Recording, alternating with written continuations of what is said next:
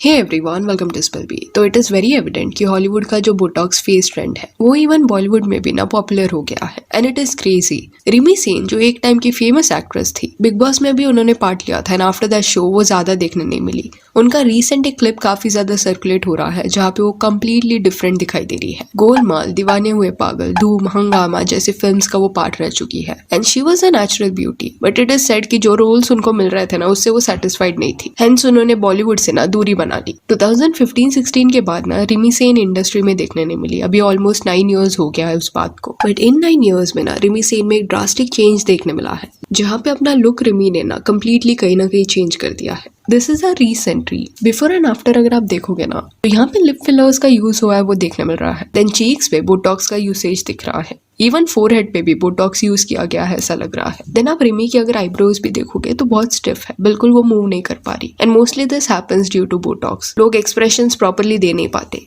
And लोगों ने comments में भी ये पॉइंट आउट किया, she is completely unrecognisable now. You made yourself look like a typical plastic. पहले आप बहुत सुंदर थी, आप मेरी फेवरेट भी थी, अब आप पहचान में नहीं आ रही। एंड और भी ऐसे कई कमेंट्स आपको देखने मिलेंगे। अभी यहाँ पे ना साइड बाय साइड कंपैरिजन भी आप देख लो। लेफ्ट साइड पे जो लेडी है she has no Botox, right side पे बोटॉक्स यूज किया गया है। जब आईब्रोज ऊपर किए जाते हैं तब फोरहेड पे लाइंस आना इज वेरी नॉर्मल। इसका मतलब ये नहीं है कि सिर्फ ओल्ड लोगों को ये लाइंस आते हैं, यंग लोगों में भी ये लाइंस रहते हैं। तो जिसने बोटॉक्स यूज किया है उसके वहां पे बिल्कुल वो लाइंस देखने नहीं मिल रहे। देन जब आईब्रोज नीचे किए गए तब वरीड वाला एक्सप्रेशन लेफ्ट में दिख रहा है। राइट साइड में it is hard to understand कि वो क्या एक्सप्रेस करना चाहती है। उसके बाद नोज एरिया भी वो मूव नहीं कर पा रही राइट साइड पे। तो पोर्सिलिन डॉल की तरह ना ब्लैंक फेस का भी ट्रेंड आ चुका है जहाँ पे लोग फॉर सम रीजन अपने फेस को स्टिफ करने में लगे हुए हैं। अभी बोटॉक्स एंड फिलर्स के प्रोलॉन्ग यूज के चलते ना इवेंचुअली एक फेस का पोर्शन एट टाइम्स थोड़ा वाइड एंड स्वोलन लगने लगता है और कई वक्त तक ना ऐसा क्यों हो रहा है इसके पीछे का रीजन लोगों को समझ नहीं आ रहा था। पर रिसेंटली एक MRI इमेज ना शेयर किया गया जो एक 33 ईयर ओल्ड वुमेन का था एंड उसने अपने फेस पे ना कई बार फिलर्स डाला था। इसमें देखने मिला कि फिलर जिस एरिया में डाला गया था वहां से ना वो माइग्रेट हो गया है and it has also expanded. What we're looking at is an MRI image of a 33-year-old woman who has had 12 syringes of filler over the past 6 years. Now, over the years, not only has this filler stayed intact, but volumetric analysis has shown that it's unfortunately expanded and migrated. And ऐसा कई लोगों के साथ हो चुका है। Generally ये procedure के दौरान बोला जाता है क्लाइंट्स को कि फिलर्स जो है ना वो डाउन द ईयर्स कुछ साल बाद डिसॉल्व हो जाएंगे, बट ऐसा नहीं होता एट टाइम्स एंड ये एक साइड इफेक्ट है जहाँ पे फिलर्स माइग्रेट हो जाता है। लोगों का जो फेस है ना वो स्वोलन लगने लगता है। इवन लिप फिलर्स भी कितने बार माइग्रेट होते हुए दिखाई दिए हैं जिस वजह से उनका लिप्स का जो शेप है ना वो चेंज होता है। एक पॉइंट पे ये सारे प्रोसीजर्स वैसे लोग कराते थे जिनको मेडिकल इश्यूज होते, जैसे जॉब पेन अगर किसको रहता तो obviously this is helpful if someone actually needs it. पर पिछले कुछ सालों में क्या हुआ है कि इसे एक्सटेंसिव वे से ना ब्यूटिफिकेशन में यूज किया जा रहा है, एज एनहांसमेंट मेथड करके इसको मार्केट किया जा रहा है एंड अभी जाके इतने साल बाद ना लोगों को इसके साइड इफेक्ट्स के बारे में समझ आ रहा है। हॉलीवुड में ऑलमोस्ट कई सेलिब्रिटीज को ये रियलाइज हो चुका है कि fillers and Botox face shape को ना डैमेज कर सकता है। It can make you look older. Hence कई लोग ये चीज को ना रिवर्स करने का देख रहे हैं, फिलर्स डिसॉल्व कर रहे हैं। इवन ये भी बोल रहे हैं that they regret touching their face. अभी ऑब्वियसली एक्टर्स के केस में इट इज सेड कि फिल्म इंडस्ट्री में एक्टर्स को यंग दिखना पड़ता है। It is a brutal industry अगर उनको यहाँ पे काम करते रहना है तो। हेंस वो इतना ज्यादा इनसिक्योर होते हैं रिंकल्स वगैरह से कि वो एक्सटेंसिवली ऐसे प्रोसीजर्स कराते हैं। अभी ऑब्वियसली कुछ एक्टर्स रहे हैं जिनको ये पता है कि व्हेन टू स्टॉप, इस वजह से उनके केस में ना इतना अननेचुरल वो नहीं लगता। वेराज कुछ एक्टर्स इतना ज्यादा इसको यूज कर देते हैं कि अगर वो नेचुरली एज करना चूज करते ना तो इतना ज्यादा उनका एज नहीं दिखता जो फिलर्स की वजह से दिख रहा है। And we need to talk about such side effects. Reason being यहाँ पे भी ना ये चीज अभी नॉर्मल होती जा रही है। कई जगह पे ऐसे प्रोसीजर्स ऑफर किए जा रहे हैं, इन्फ्लुएंसर्स इसको मार्केट कर रहे हैं। फिर बीच में सिद्धार्थ सूर्य नारायण के बारे में जब हमने बात किया था तब अदिति राव हैदरी का प्रोफाइल आई विजिटेड बिकॉज वो दोनों डेट कर रहे हैं। एंड एक और चीज मैंने वहां पे नोटिस की, उन्होंने अपने बायो में लिखा है कि in a world full of Kardashians be an Audrey. अभी ऑड्री हेपबर्न ना एक फेमस हॉलीवुड एक्ट्रेस थी, she was immensely beautiful. See obviously यहाँ पे एक स्लाइड डिग लिया गया था on Kardashians, but Aditi Rao Hydari though says this, still like Kardashians, she has undergone many procedures. Over the years, her features have drastically changed. Even during Hira Mandi promotions, there was this clip जहाँ पे वो खुल के हंस नहीं पा रही थी। वो हंस तो रही थी बट उनका जो फेस है ना वो स्टिफ लग रहा था and she was struggling. Generally fillers and botox के साइड इफेक्ट्स है। तो देखा जाए ना तो in a world full of Kardashians, even Aditi is getting inspired by them.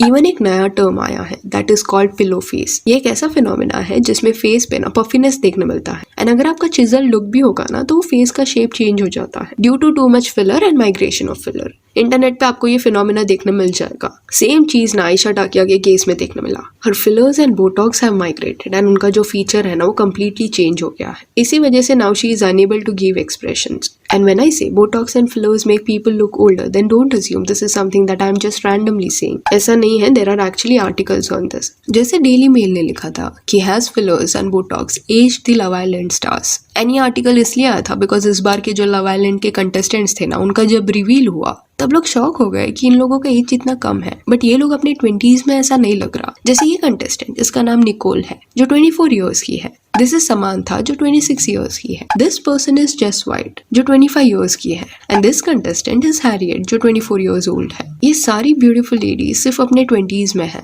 Still अगर आप इनके फीचर्स देखोगे तो आपको रियलाइज होगा कि इनको ब्यूटी स्टैंडर्ड्स में फिट होने का एक वियर्ड ऑब्सेशन है। Plumped lips and heavy botox usage. It is past time to ban fillers in England. None of these women are close to 30. If the photos aren't shocking enough for you, just watch this clip.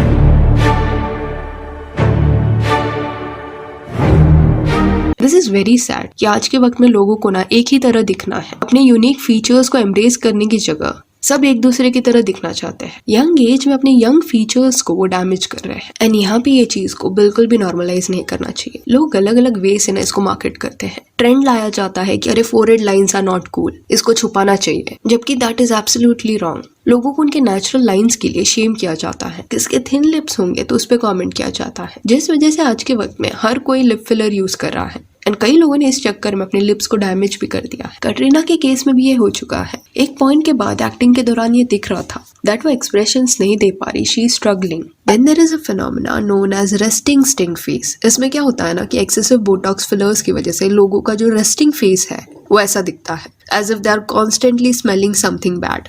Facial thing it is that they got done, but it makes them look like they're always smelling something that stinks. It's almost like their resting face is like